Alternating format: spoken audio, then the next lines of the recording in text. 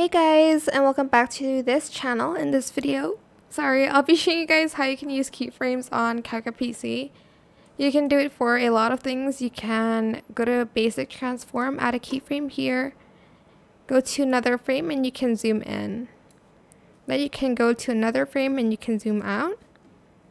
You can also rotate it and move it around. So for instance, I want to zoom in, but I want to move it. It's going to zoom into that position. You can also do it for filters as well. Here I'll show you. Wait, can I do it for filters, or do I have to use, or can I only do it for effects? Yeah, I can also do it on filters. For instance, this intensity is at 100. I want to place it at 0 first, and then here I want to place it at 100. I can do that. I can do that for effects as well.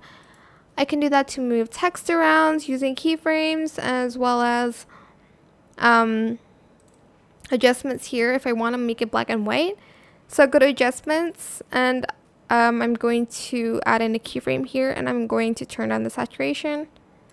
Then it'll slowly turn black and white. Those are just a few things you can do with keyframes.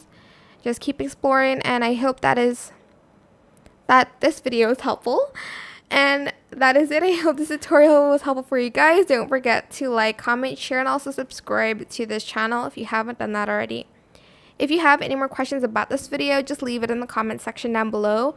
I will try my best to answer them all for you guys. And if you found this video helpful, please click the thanks button as well. That is it. Thank you so much for watching. Bye!